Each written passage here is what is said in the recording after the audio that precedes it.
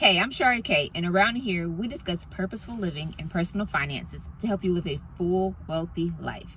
With money, there is a logical, rational, numbers and decimal places aspect of money, and then there's also a intuitive, feeling, creative, energetic side of money as well. And both of these are very important. This video, I'm going to touch on the energy. In this video, I'm going to touch on the energy of money. Last year, there's a situation where I felt that a situation happened and I felt that somebody was going to ask me or my family for a sum of money to help with the situation.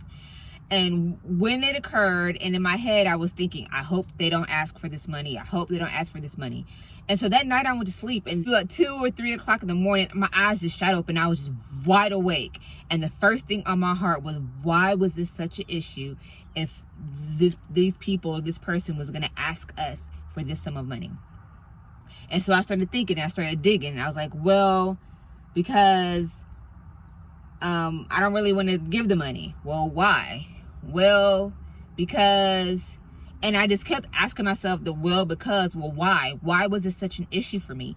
And then it bottomed down to pretty much I was in fear. I didn't want these people to ask me for money because I felt that if we gave this money, or in my head, I was thinking all of our money, even though what they were going to ask for would not have been all of our money. But in my head, I was feeling like I had to hang on to what I had because I felt like if it was all going out, that I would eventually have to return to work sooner than I thought.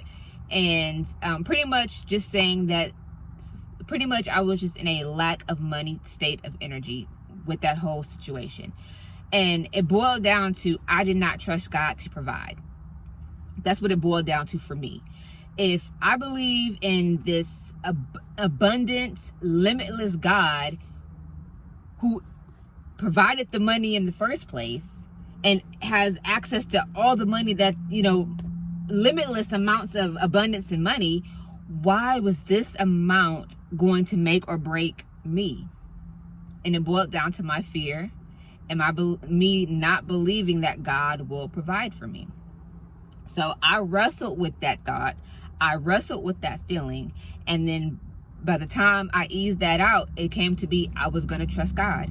If these people were going to come and ask my family for this amount of money, we were going to give it. And not only were we going to get it, we were going to give it, but we were going to give it in love.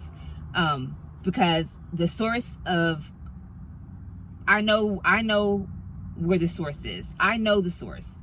And for me to know the source, I should not live in fear that there is not going to be enough for me. And then, so as the situation played out, we were not asked for the sum of money, and in fact, we were I want to say blessed with more money, in that, and that just really like solidified in me just that. It's the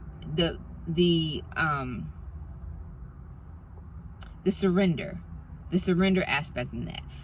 For me not to hold on so tightly and not be obedient to what God is telling me to do, but for me to surrender to God's will. If it was God's will for us to give these people that money, then so be it.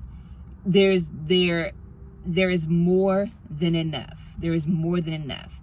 Now, I never believed that it would come a time where we would have to give everything and not have anything for ourselves. I just don't believe that would be the case. So with knowing that would not be the case, whatever is placed on my heart to give, I should give. And if something is placed not on my heart to give, I then in turn don't give. However, when I let fear and lack come into that equation of the reason why I give or don't give, then there's an issue there.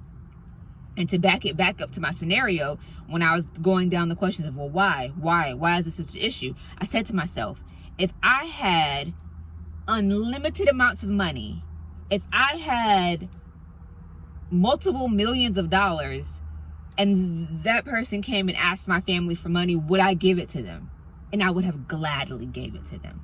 So with that mindset, knowing that I would have gladly gave it to them if I have millions on top of millions, then why would I not give it to them now? And the amount was not gonna like hurt or break our family. It was just my thinking of there's not enough. And so that's too, like with the energy of money, there is a personal surrender aspect, I want to say.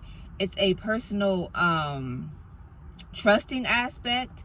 It's a personal mindset aspect to it. Like, what you believe you create. What you believe you create.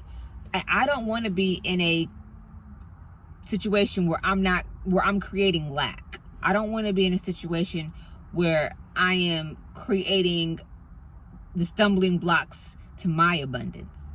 So when things like this happen, it just makes me realize that, you know, I got the logical, the money, the decimal places, the spreadsheet. Like, I'm good on that side of my whole wealth and money journey. It's the other side of the wealth and money journey that I struggle with. And so the point of this video is to let you know that there's money is not just dollars and cents. There is an aspect within you that allows you to reach your potential or blocks you from reaching your potential when it comes to wealth, success, money, that in that realm. And you have to like go within or talk to God to determine what is your stumbling block, if there is indeed a stumbling block there for you. Yeah, and you can't do everything. I'll put that a different way. What works for some may not work for you. What works for me may not work for you. What works for you may not work for me. But that's okay, because we are all going down our own journeys. We are all doing the things that we need to do to fulfill what it is that we need to fulfill within ourselves. And I'm just so curious. Let me know, have you noticed that there is an energy to money, or when you were in a lack mindset or versus an abundant mindset, how money flows to you or how money flows from you? Let me know if you've experienced anything regarding that. All the best to you.